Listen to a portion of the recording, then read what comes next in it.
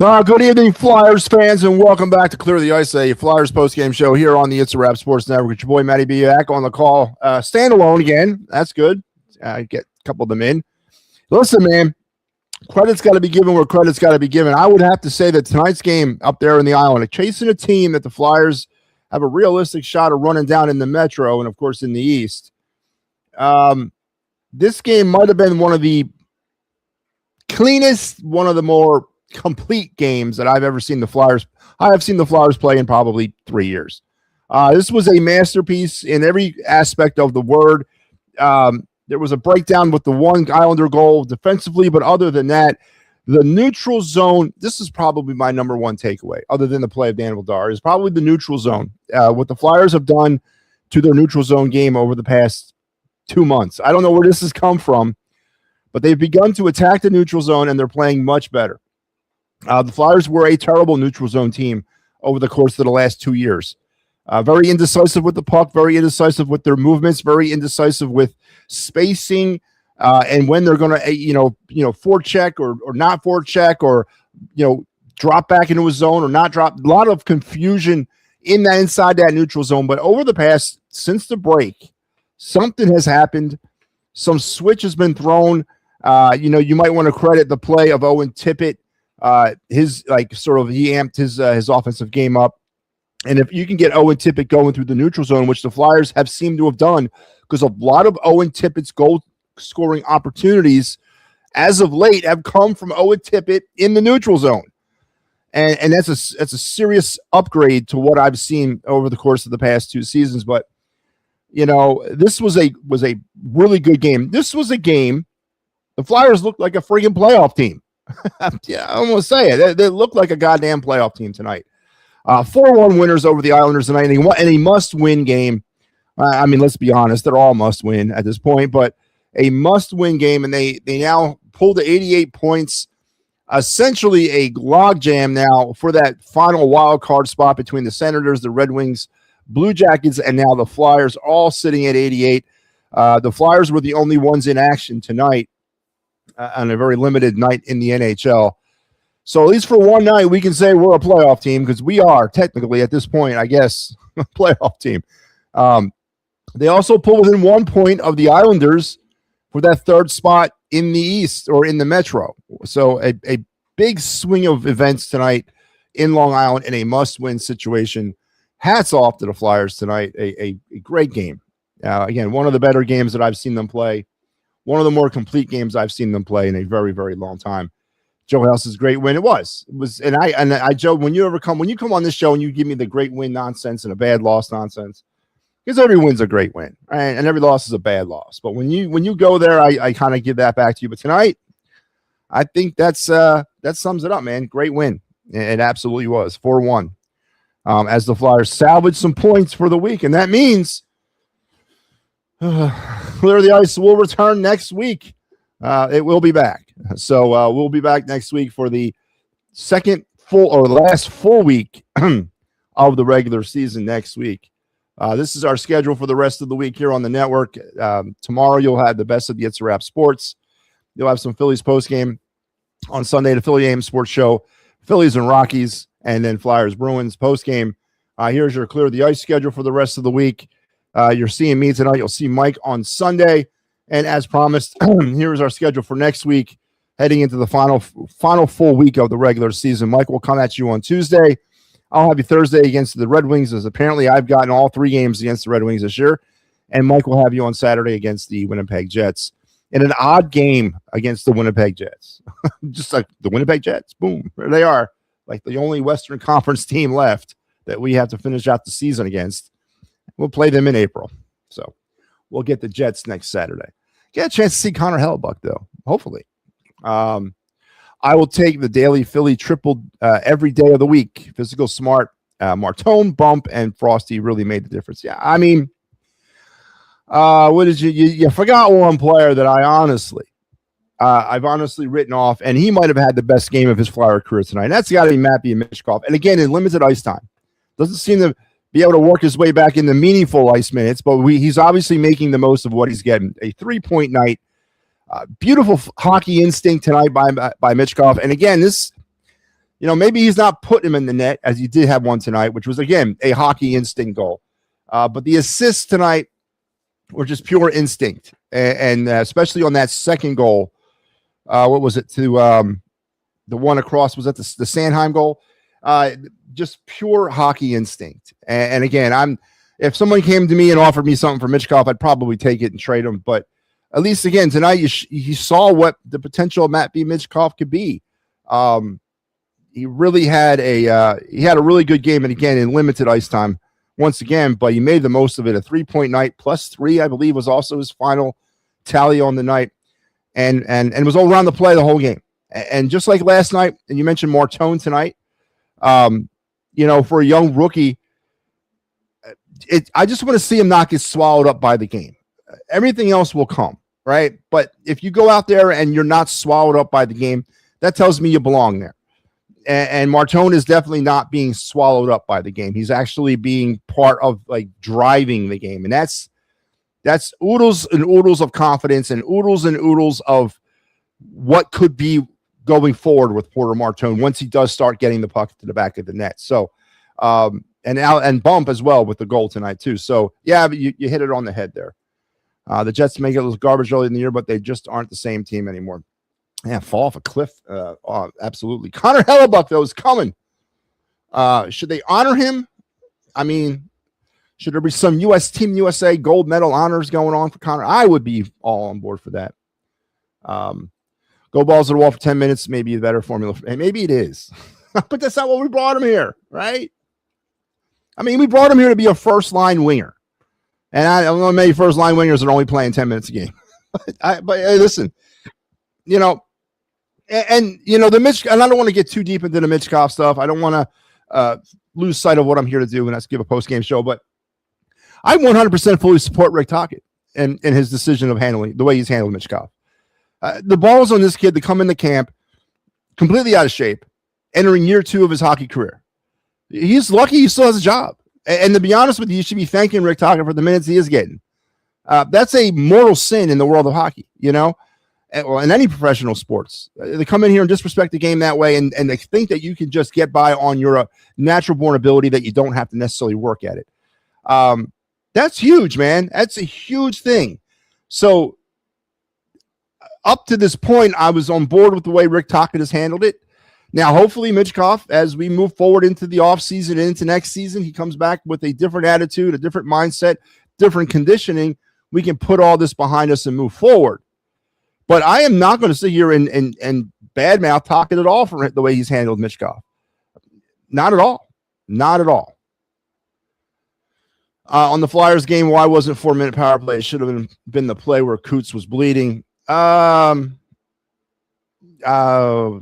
he took the stick up high, I don't know why they didn't get a 4-minute power play. Lechenko got immediately swallowed up by the game. Yeah, the one play where Lechenko got toasted by the man on his backside showed how green he really was. Yeah, absolutely.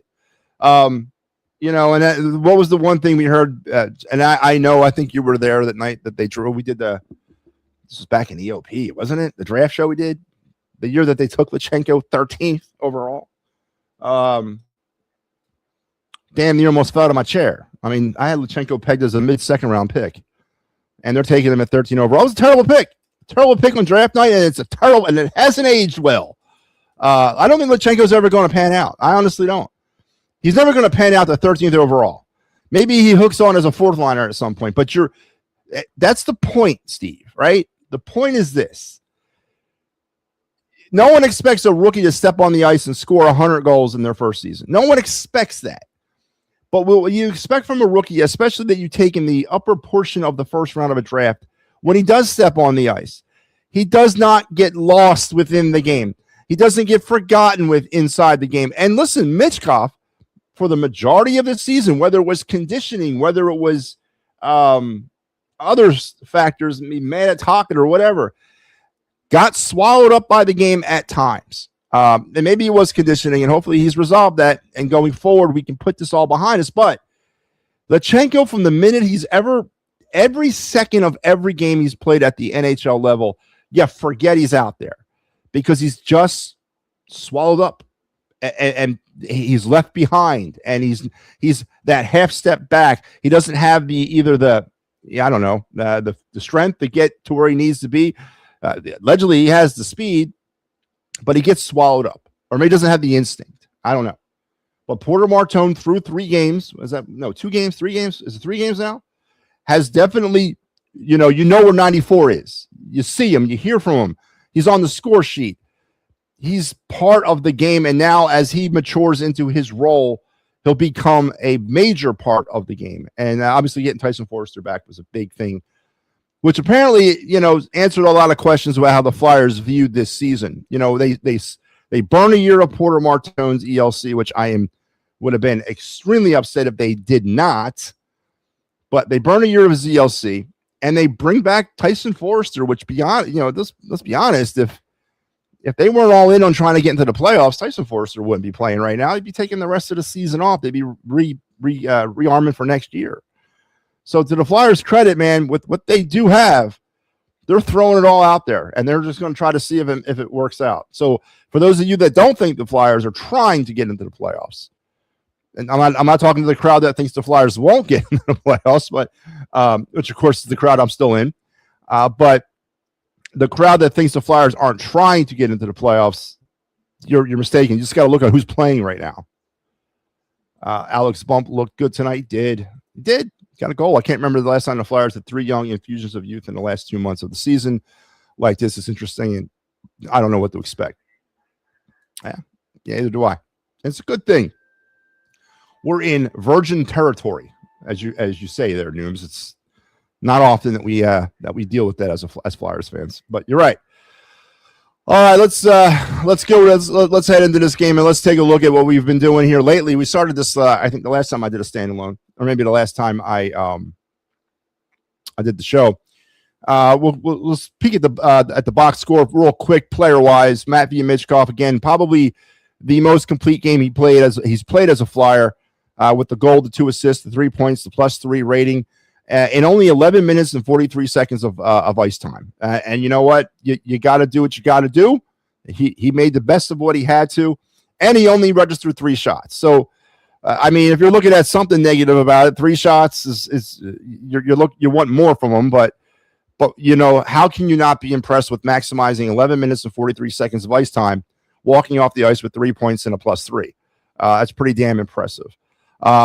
Forrester, as he continues to kind of wear himself back in, 15 minutes tonight on the ice. Tippett, 17 minutes.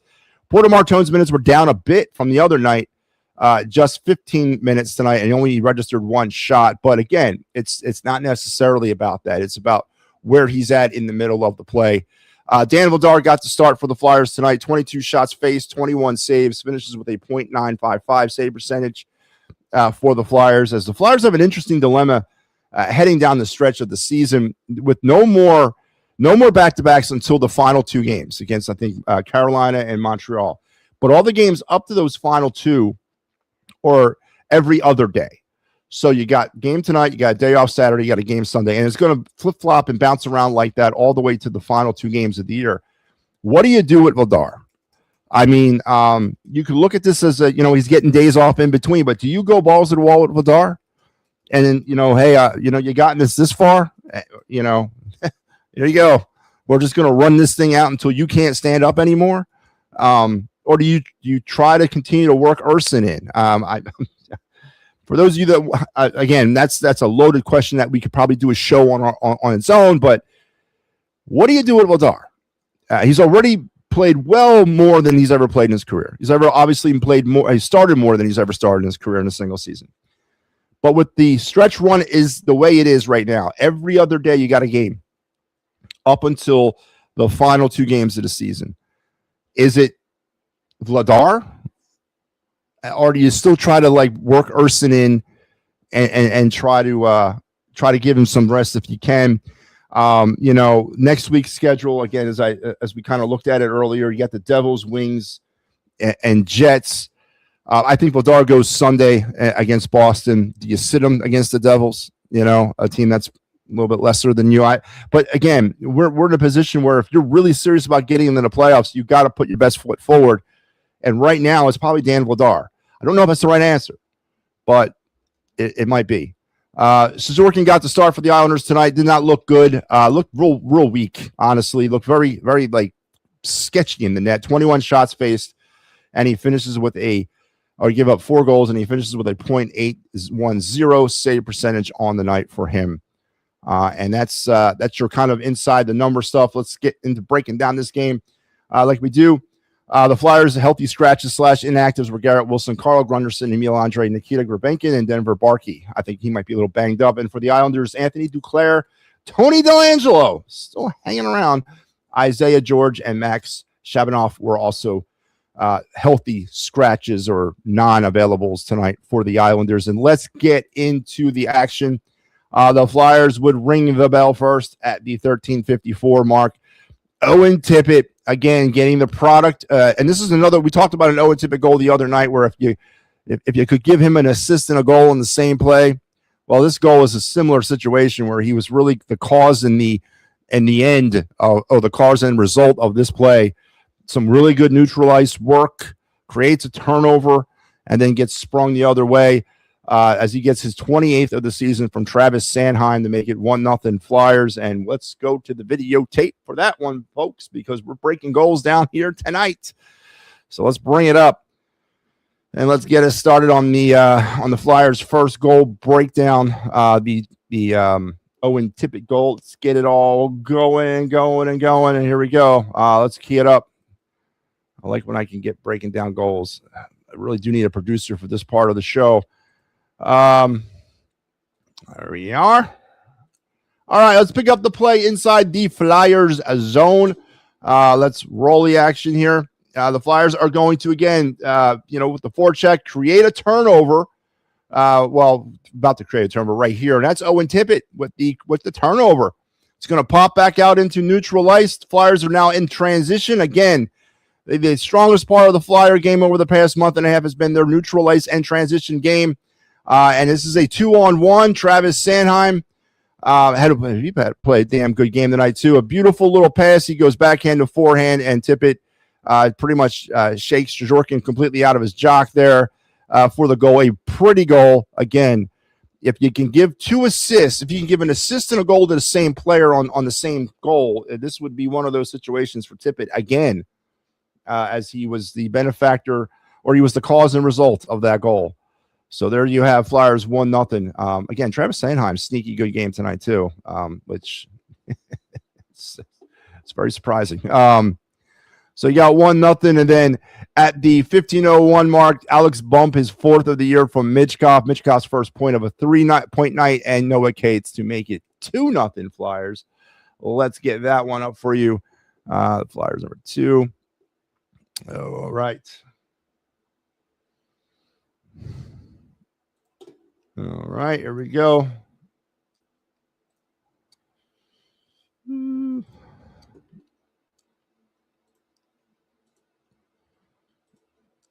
All right, so let's pick up the play inside the Islander zone, and we're going to roll it here. The Flyers with the puck. This is going to be a good situation here. They're going to really, again, we're going to attack that center part of the ice, get some confusion going.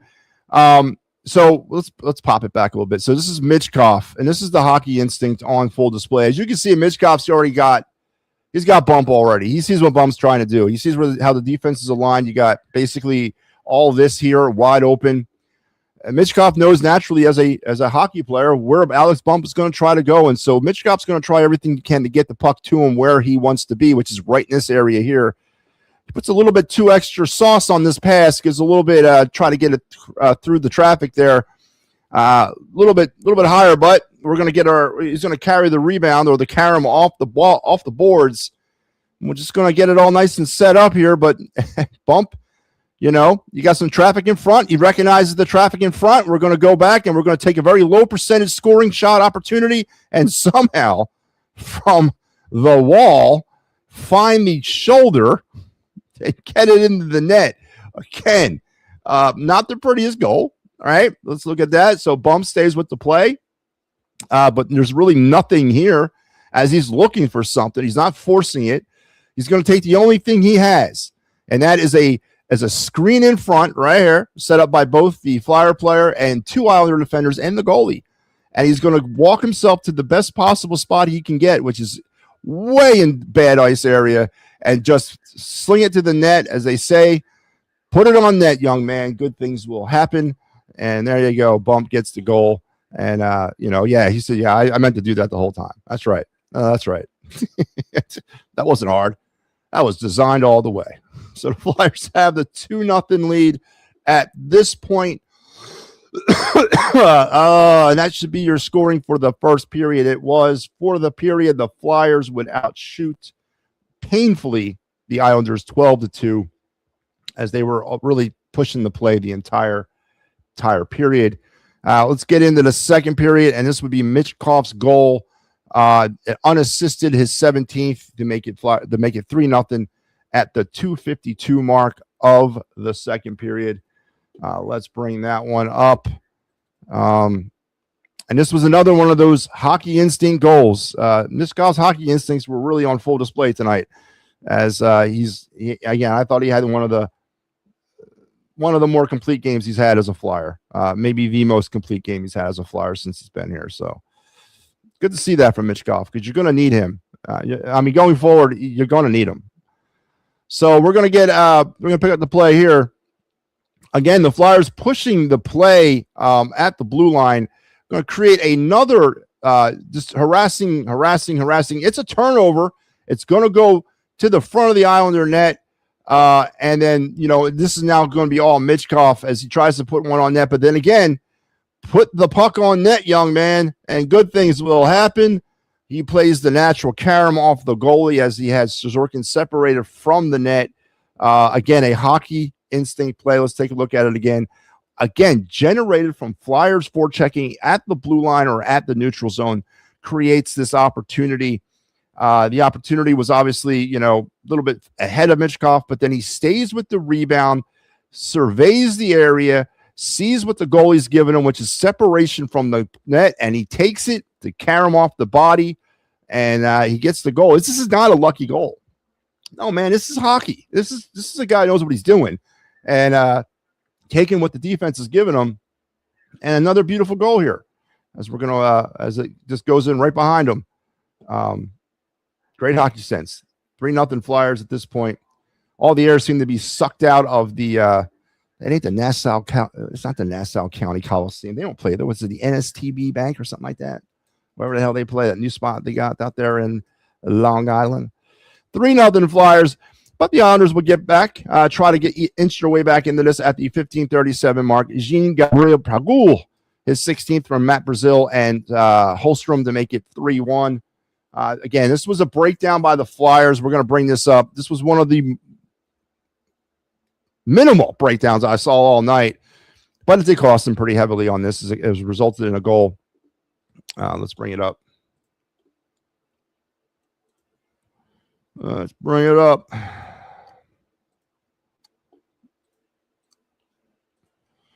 All right, we're going to pick up play here, and it's going to go. We're going to get. Is that Brazil with the puck right there? I think it is. We're going to get the Flyers again. Look at the pressure here, man. Nice pressure. Oh wait, I got the wrong goal here. I'm sorry. I got damn Islanders. There it is. I had the wrong goal up. I was wondering why. Why is this play in the Islander zone? I had the wrong goal. All right, now I got the right one. All right. So let's pop that back. And here we go.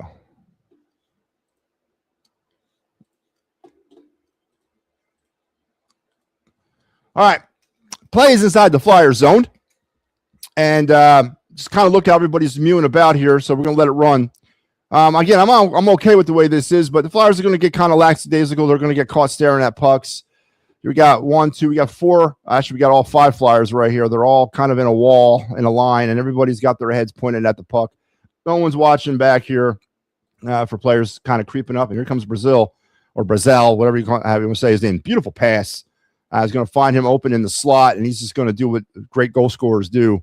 And he scores there to make it 3-1. So, again, a breakdown defensively by the Flyers in that play. When you pull all 5 of your players up towards the net, you're given a lot of room to approaching enemy offensive players there. But yeah, so there you have 3-1. Again, a beautiful pass, beautiful beautiful goal there as they took advantage of the Flyers and their defensive breakdowns. All right, so let's head back to the scoring here. That make it 3-1. That would be all your scoring in the second period. The Flyers would be outshot in that period, 12-6, which takes us to the third. And Travis Sanheim, his 10th from Matvei Michkov and Alex Bump at the 9:16 mark to put the dagger, as they say, inside the heart of the New York Islanders and kind of ice this thing away. It got bad where the Islanders, I think they pulled their goalie with about 6 minutes to go to try to generate something. But they could not. So let's get this goal up here for you. As again, Sanheim, I'm very hesitant to talk positive about Travis Sanheim because I cannot stand him. But he had himself a good game for a change. For a change. So we're going to pick up the play coming outside the Flyers zone. That's Bump with the puck now. Again, very aggressive neutral zone, very aggressive entry. We're not hesitating anymore. We're just going to make a pass that people are going to actually fill their lanes and go. And that's what has been very nice to see. It wasn't like this earlier in the season, for those of you that remember. Everything was labored by the Flyers, but we're going to just survey what we got. Bump's going to, or this is Michkov. This is Michkov now with the puck as Bump gives it up to him. Again, hockey instinct. I see you. There you are. I know where you're going to be. I'm wide open. I'm going to walk it down as much as I can take it. And this is a beautiful shot as he just, that again, hockey instinct. Michkov just kind of surveying where I think you're going to be. Let's pop that back a little bit more. Look, he's going to lift up his head the last minute. I see you there, Travis. There you are. Nice pass. Cross ice. Kind of a dangerous pass, but you know what? It works. And Sanheim buries it. 4-1 Flyers. And that pretty much sucked it all out of the island tonight, as the Islanders at that point were forced to do craziness by pulling the goalie with 6 minutes to try to generate some offense. And the Flyers would, and that would be all your scoring for the night. For that third period, the Flyers would be outshot 8-3, and they would finish the night being outshot 22-21 by the Islanders. Flyers were 0-2 on their power play, but the Islanders were 0-3 as the penalty kill comes up tonight big. Flyers blocked 23 shots, gave the puck away 13 times, took the puck away 5 additional times. And that's how you get 4-1. Flyers now move to 88 points. And if you're looking at the standings, at the most recent updated standings that I have, which are not that updated, but it was a very light night on the NHL scoreboard. Flyers, Blue Jackets, and Red Wings and Senators are now all sitting at 88 points. The Senators controlled the number 2 wild card spot. So in essence, we got a 4-way tie for the second wild card spot. And all of them, the Senators, well, I would say actually the Blue Jackets and Flyers are just 1 point behind the Islanders for that third spot in the Metro as we head down the stretch in the season. So the Flyers did not save their season tonight, but they definitely, amped it back up with a huge win over a divisional opponent, an Eastern Conference opponent, a team that they're chasing in the playoffs. Big time win. Again, tonight on the NHL scoreboard, there was only one other game, and that was St. Louis and Anaheim, and that game is just underway out there in the Big A. So there you have it. Flyers 4-1. Playoff hopes very much alive as we move down the final stretch into the last part of April, or mid part of April, last part of the season. All right, let's go to your comments here. I would love I'd love for the Pens to just blow it and the Flyers get second place. How did the Penguins get the 92 points? Did I miss something? I mean, how did the old man Malkin, old man Crosby get to 92 points? It's not the NBA, but I would love if Carr rested players at the end. A bird in the hand with Vladar, my guess is unscouted factor is out of the question with Carson Bjornsson. I don't think Carson Bjornsson is going to get put into this position at this stage of the season, but I do expect Carson Bjornsson to be part of the equation next year. Sam Ersson is a UFA. Don't think about re-signing him. Get him out of here, and obviously move forward with Bjornsson and Vladar, who's under contract next year for one more year. Steve, I agree, and I don't think they would put Bjornsson, but when you do look at the goalie situation, as much as Dan Vladar has done this year for the Flyers, and it's been great, there's always that other shoe is going to fall because he's never done this before. Is he going to completely break down? He hasn't shown signs of it, and I'm not saying it's going to happen, but The goaltending situation, here's a news flash, that is not settled in Philadelphia. I know this is breaking news to a lot of people out there. We have goaltending issues, but if there's anything that's going to taint this, if there's anything that's going to send it downhill, it's going to be the situation with the goalies. How much can you expect and rely on Urson going down the stretch of the season? Every friggin' game counts. It's counted like this way for the last 2 weeks.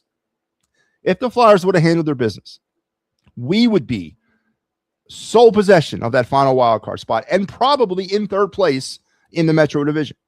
But I'm not blaming it on Urson. I'm not blaming it all on Urson. But when your limit or your margin of error is razor thin, you're putting all your eggs in Vladar's basket. Is that the right thing? And I'm not saying it can't happen. I'm just saying, boy, that's a dangerous road to go when you don't have any ultra confidence in the backup here.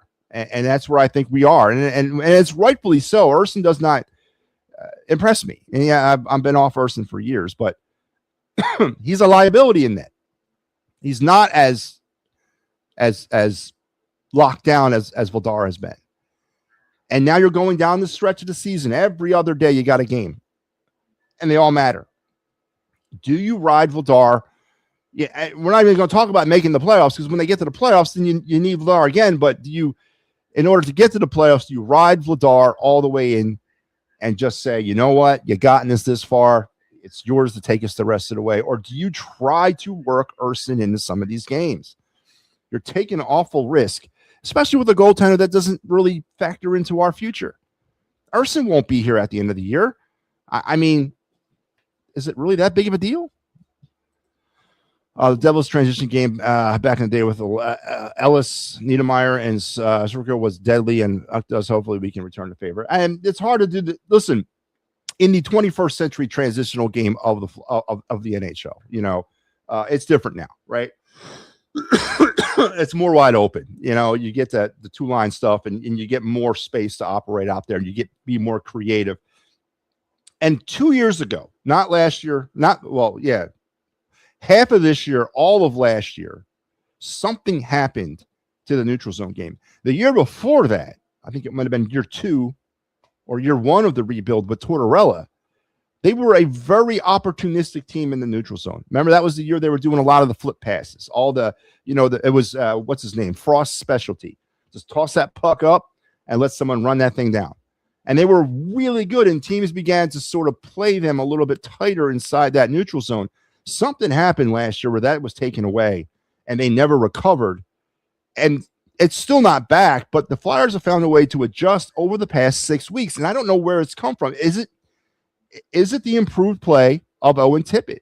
Is it the renewed confidence not only in the player of Owen Tippett to score goals, or are other teams seeing that he's become somewhat more, like what I said the other night, controlled chaos out there, right? Before he was just chaos, skating down the wing with his hair on fire and then spraying and praying and hoping that he hits the net, and usually coming about 20 feet wide, too short.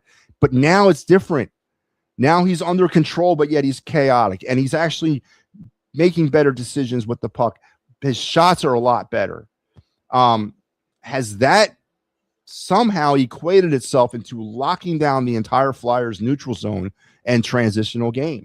It's been an amazing transformation. Has it the play of, are we going to credit maybe Jamie Drysdale, or I don't know if you can do that, but it's come from somewhere. But it's been a complete 180 from where it was just right before the Olympic break. That goal bump, the goal that Bump scored is usually the one Urson lets up. That's very true. From bad ice on the wall, going to throw it to the net with a screen in front and just hope for the best. Absolutely. I miss Nassau County Mausoleum. I do too. I miss all the old places. Flyers got to be the only team that can go 7 minutes with an empty net and not score. Yeah, and there was actually some really good defensive plays by the Islanders in that transition. Matter of fact, Tippett had a goal taken away from him. And there was one series where they kept firing it down the ice, trying to get that empty netter, and it was going wide. So there was constant, icings going back. You got to be smarter than that, man. Let's gain possession of the puck. Let's get it out of the zone. Let's worry about, we're up by 3. You know what I mean? Even if they score, they're still going to keep the goalie out. You just don't got to just throw it down there. Just let's try to milk some of the clock a little bit. I hope nothing comes down to a goal differential because these empty net misses will be what everyone remembers. Flyers got a better shot to finish third of the division, 1 point behind with the game in hand, and they own the tiebreaker over the Islanders. MP, listen, I don't think they're going to do it. I don't. I don't think the Flyers are going to make the playoffs. And I honestly, it's not that I don't want them to. I don't know. There's just so much more that has to be done with this team, right? Now, what we're seeing here is what exactly you want to see in year 3. The Flyers are doing this without really any sort of star power. The Flyers are doing this with a core of players that are developed internally and starting to show some, bear fruit. That is everything that you want to see here, right? As everything you want to see as it pertains to a rebuild.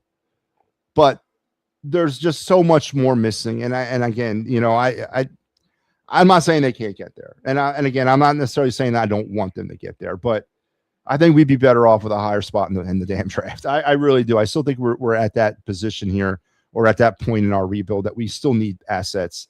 I do think Danny Briere needs to have his John LeClair trade this summer. I don't think free agency is going to be what the Flyers think it's going to be. Maybe they can, after Danny B has that John LeClair trade where he flips the franchise on its ear, and sends one of our more productive offensive players out the door in order to get a better player, i.e. the way they did with Recchi and LeClair, and it sent the Flyers off, the greener pastures through the 90s. If they do that kind of trade, and then they can go out for some of these older centermen that are available in free agency, that would help them. But there's just so much more that this team is missing, right? And it's almost like I want to, if we get to the playoffs, I don't want to be there for just 4 games or 1 round. I want to make some noise and what have you. So, and I'm not saying they can't do that, but I don't know. Right now I just feel we'd be better off with a higher draft pick. It would not shock me if the Flyers don't lose another Vladar game all year. Yep. Hurricanes are going to help the Flyers tomorrow. Let's hope, as everyone's back in action tomorrow. There's tons of good games tomorrow. Yep. What the fuck happened to our transition game? I don't know. It's a lot better. I don't know what's going on. Part is Tippett, and part is more trust of other players to win board battles and transition more quickly. Yeah, but the trust of players to win more board battles. The best board player we had in terms of winning battles was Forster, and he's been gone for 5 months. So you're right. And I've noticed that there's a lot more going on around the boards, and there's a lot of players that are taking the body, and a lot of players that are successful with taking the body.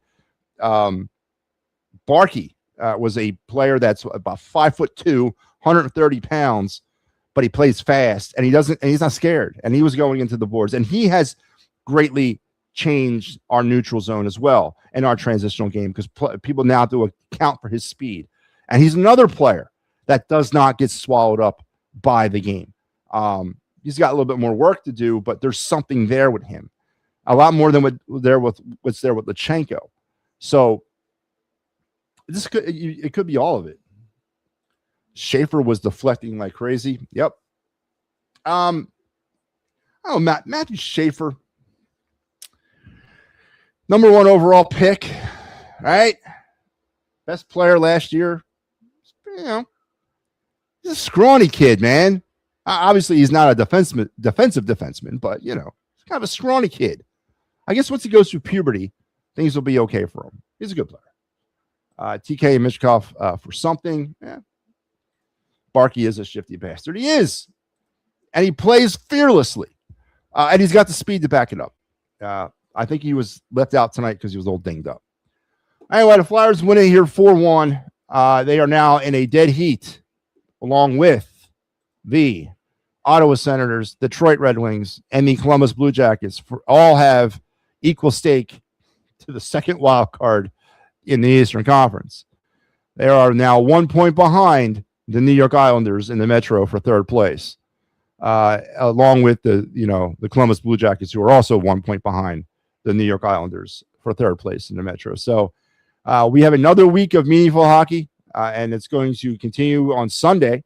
Again, a must-win Easter affair down there at the arena. The Flyers will battle the Boston Bruins. And again, we can't take any of these off. You need to win that hockey game or get points. Here's our clear the ice schedule. Mike Laro will be on the call for you on Sunday. So after you go to church and praise Jesus, it's time to sit down and let's cream the Bruins because we got to win. We got to win. What's up with Jurek? Was he got like 10 points? Going crazy down there in the AHL. I don't know what's going on with him. I don't know. Listen, if it works, it works, right? Why isn't he up here, right? Why aren't the Flyers moving him back up here? Something happened there. Obviously, 6th overall pick, right? What was he? He was taking 2 picks after Gauthier, right? At the Cutter was that year. Minnesota is being ragged on for not handling him well after they picked him up from who drafted him? Well, whoever drafted him. He ended up going to Minnesota in a trade. Minnesota's getting ragged on for not handling him well. The Flyers picked him up for peanuts. Let's face it, Bobby Brink. Could live without Bobby Brink. I had a few of them on the team already. So picked him up for peanuts there. And it could be the biggest steal of the century. Maybe he's the new Eric Desjardins. I don't know. But obviously he's tearing it up in the AHL. We'll see what he can do with the Flyers next year. It's going to be an interesting summer as the Flyers are going to have more prospects starting to kind of round in the form. What's the situation with Oliver Bonk? I know he's been hurt. And then you're looking into next season, Jack Nesbitt, for Siege. Some of these younger players are going to start getting more looks at. We could be, dare I say, heading into the golden age of the Flyers hockey. I don't know. Flyers off tomorrow, Boston and Tampa at 5 p.m. Flyers got to win. Flyers got to win on Sunday, and they got to win on Tuesday, and they got to win on Thursday, and they got to win on Sunday. Then they got to win on Tuesday and Wednesday and finish up the season. What do they do? Is it Dan Vladar to the end, or do you try to still work Urson in to kind of keep Vladar as fresh as you possibly can? I say, if we're going for it, let's go all the way. Dan, you'll have a day off in between every game. It's not like I'm playing you every day. We just won't do anything with you on your day off. You sleep in, show up for the morning skate, just sit in your stall, just sit there and wave to the media, and then you go home, run you back out there the next night. I think that you got to try to mitigate all your problems. Right now, the offense seems to be kind of picking it up, and they're starting to gel together with chemistry. That neutral zone transition game is somehow clicked out of nowhere. I'm sorry, brother. I'm riding you to the end. You're going to play. And I think that's the best thing you do. And you worry about the playoffs once you get to the playoffs. And hopefully he's not completely burned the hell out. Bonk more than Spurgeon. Yeah. Absolutely. I'm still high on Oliver Bonk. 100%. They also brought in, what's his name? Cole Knuble. He signed his ELC. Noah Powell signed his ELC. And then you got to look at the goaltending situation. Carson Bjornsson will be part of this next year.